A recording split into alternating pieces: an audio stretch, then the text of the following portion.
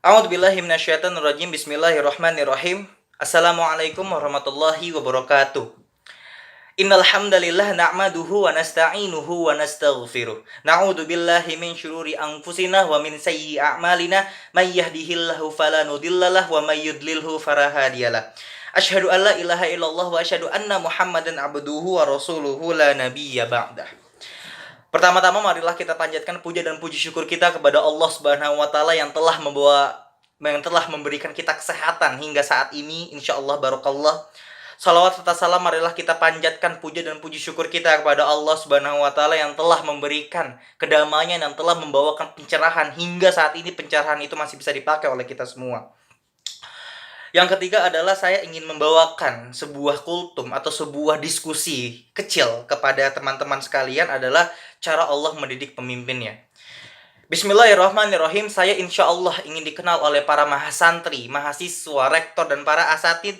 Ingin dikenal sebagai orang yang mempunyai impian yang besar. Dan saya ingin teman-teman saya juga demikian, dalam artian mempunyai mimpi besar. Kita belajar dari Allah Subhanahu wa taala tentang wahyunya yang bercerita. Tidak pernah Allah menghadirkan, mengenalkan kepada hambanya, bicaranya itu rendah, tidak pernah ada. Adam contohnya. Dari awal Adam diciptakan Allah ingin menjadi Adam khalifah. Perhatikan coba baik-baik. Lalu bagaimana mungkin kita cita-citanya ingin S2?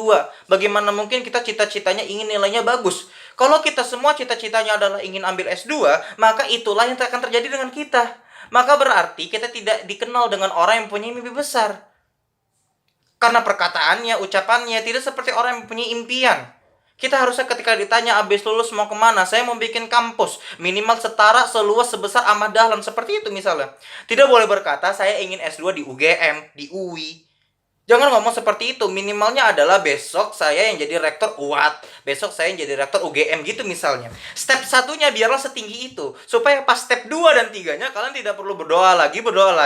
Jenjang doanya adalah jenjang doa yang paling tinggi. Bayangin, doa pertama kita adalah jadi rektor, doa kedua kita jadi menteri, maka doa yang ketiga adalah presiden, doa yang keempat udah urusin bangsa-bangsa. Dari awal Allah udah ngomong kok sama Nabi Adam, bukan jadi kepala suku. Hei Adam, nanti kamu akan aku tempatkan di Jeddah, di Mekah, di Madinah, lalu kamu akan jadi kepala suku. Tidak, Adam sudah dibilang oleh Allah Subhanahu wa taala, inni ja'ilun fil ardi khalifah, fil ardi di muka bumi. Bayangin coba. Kosakata yang pertama al-alamin, kosakata yang kedua an-nas, kosakata ketiga al-ard. Alhamdulillahirabbil alamin. Itu kosakata yang diperkenalkan oleh Allah tentang zaman, tentang makan, tentang waktu. Wahai Muhammad, aku kenalkan kau bukan gang, bukan desa, bukan kampung, bukan kota, bukan negara, tapi alamin, universe. Istilahnya kalau kita sama adik kita, jangan mengenalin satu pasar. Kita bilang sama adik kita, "Dek, kamu harus menguasai pasar ini dan pasar yang ada di dunia." Kira-kira begitu. Itu namanya alamin. Step satunya udah al-alamin. Lalu Allah turunin lagi secara tafsili. Memang yang global harus kita perkenalkan, tapi Allah memperkenalkan kepada nabinya hal yang tafsili. Misalnya kita ketemu ayat 26 Al-Ba'udah.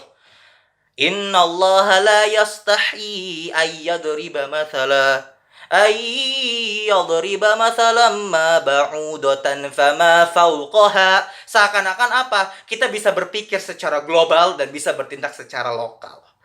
Seorang notaris udah di posisi paling tinggi lalu mundur karena apa? Anaknya ingin jadi notaris, ini mundur. Ayahnya polisi, ibunya polisi, lalu pengen anaknya jadi polisi. Harusnya ngomong, nanti nak kamu jadi Polri, gitu kira-kira. Nabi Yusuf dari awal udah dilatih apa? Nabi Yusuf, anak kecilnya Nabi Daud, dari kecil visionernya, spektrumnya dilatih apa coba? Mimpinya apa coba? Idh qala Yusuf li abihi ya abati inni ra'aitu ahada asyara kawkaba wasyamsa wal qamar ra'aituhum li sajidin. Yusuf kecil dilihatin oleh Allah bukan gunung di padang pasir, bukan sumur di padang pasir, bukan lautan, tapi 11 bintang, bulan, dan matahari. Subhanallah, hebat gak tuh? Lalu bagaimana Allah mengcoaching hambanya, nabinya? Kita dikasih tugas sama dosen udah ngeluh-ngeluh. Dikasih tugas yang sulit kita mintanya yang gampang-gampang. Pak, tugas kita sendiri doang. Iya, kamu ini aja tugasnya. Enggak, Pak, kasih saya 2 atau 3 tugas lagi. Gitu kira-kira.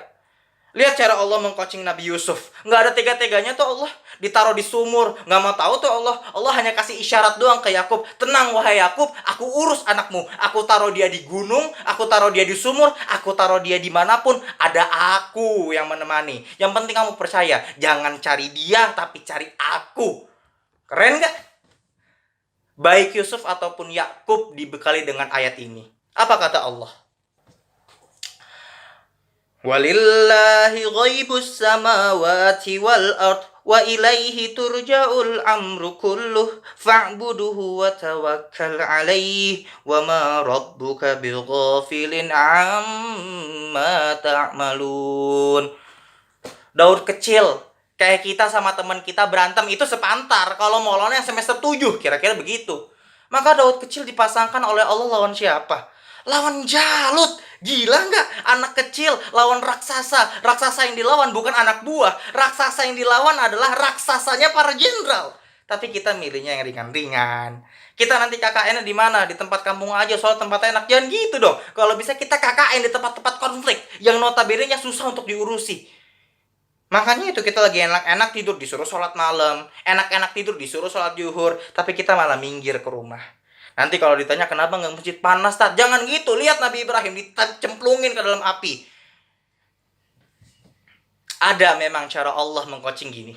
Sudah, dia bukan lawannya. Kasih lawan yang sepantar atau di bawahnya. Nggak ada, bos. Allah kalau udah ngelatih hambanya, dikasihnya tuh yang jauh lebih di atasnya. Contohnya Nabi Musa lawannya siapa? Fir'aun. Ini cara coaching, cara latihan dari mana? Coba lawannya raja. Rajanya raja yang hebat, yang tidak bisa dikalahkan secara logika.